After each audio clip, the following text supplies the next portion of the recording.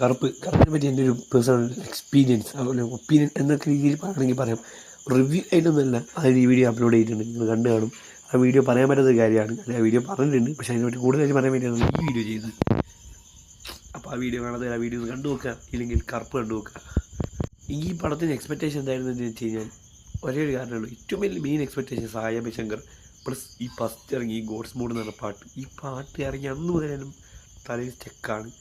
അത് അന്യായ ഞാൻ റിപ്പീറ്റ് ചെയ്യാനുള്ള സോങ്. ഇടയ്ക്കിടയ്ക്ക് നമ്മൾ ഡൗൺ ആകുന്ന ഓരോ മൊമെൻറ്റ് ഈ സാധനം കേട്ട് കഴിഞ്ഞാൽ നമ്മൾ വേറെ ലെവലിലേക്ക് മാറുന്നൊരു എന്താ പറയുക വല്ലാതൊരു അഡിക്ഷനായിരുന്നു ഈ പാട്ടിനോട്. അതുകൊണ്ട് തന്നെ ഈ പാട്ട് തിയേറ്ററിൽ എക്സ്പീരിയൻസ് ചെയ്യാൻ എനിക്ക് ഭയങ്കര ആഗ്രഹം ഉണ്ടായിരുന്നു. അങ്ങനെയാണ് കറുപ്പിൻ്റെ ഏറ്റവും വലിയ ആഗ്രഹം ഈ സിനിമ കാണാൻ വേണ്ടി. തിയേറ്റർ എക്സ്പീരിയൻസ് ഒന്നും പറയാനില്ല. ഈ സോങ് വന്ന് പുതിയ സോങ് കഴിഞ്ഞു പോയല്ലോ എന്ന് തോന്നിപ്പോയി. ആ ലെവലിലായിരുന്നു.